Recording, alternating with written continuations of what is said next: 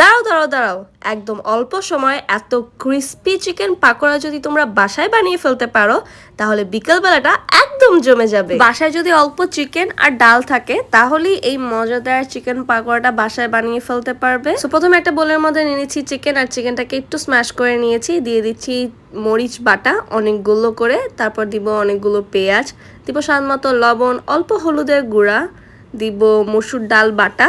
এখন এর মধ্যে দিয়ে দিব ধনিয়ার জিরার গুঁড়া, দিব অল্প গরম মশলার গুঁড়া, দেন এর মধ্যে অ্যাড করব আদা আর রসুন বাটা। এখন ভালো করে হাত দিয়ে সব কিছুকে মিক্স করে নিতে হবে। আর এর মধ্যে তাড়াতাড়ি কমেন্ট করে ফেলো যে আজকের ভিডিও তোমরা কোত্থেকে দেখছো, যেন আমাদের নেক্সট ভিডিওতে তোমাদের কমেন্টগুলো পিন করতে পারি আমাদের ভিডিওতে।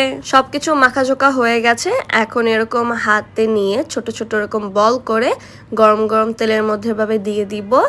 তারপর এরকম উলট পালট করে গোল্ডেন ফ্রাই হওয়া পর্যন্ত আমাদেরকে ফ্রাই করে নিতে হবে এই পাকোড়াগুলোকে। আচ্ছা, এর মধ্যে বলে ফেলো তো কার কার তোমাদের চিকেন পাকোড়া খুব পছন্দ? আমার কিন্তু বেশ পছন্দ। তোমাদেরও যদি পছন্দ হয়ে থাকে তাড়াতাড়ি কমেন্ট করে ফেলো। আর এর মধ্যে যারা যারা আমাদের ফেসবুক পেজের সাথে জয়েন হওনি, কাইমা রহমান ফেসবুক পেজে তাড়াতাড়ি যে ফলো দিয়ে আসো, লিঙ্ক কিন্তু প্রোফাইলে দেওয়া আছে। সো ক্লিক করেই তাড়াতাড়ি কাইমা রহমান ফেসবুক পেজে চলে যেতে পারবে তোমরা। কাইমা রহমান ইউটিউব চ্যানেলও আছে, তোমরা চাইলে ওখানেও সাবস্ক্রাইব করে দিয়ে আসতে পারো। আর টিকটক অ্যাকাউন্ট তো আছেই, ওখানেও তোমরা ফলো দিয়ে রাখবে। অ্যান্ড তারা কথা বলতে বলতে বানানো হয়ে গেছে আমাদের চিকেন পাকোড়া। অ্যান্ড গাইস, এটা এত ক্রিস্পি হয়েছে, খেতে must try it at home. আল্লাহ হাফেজ।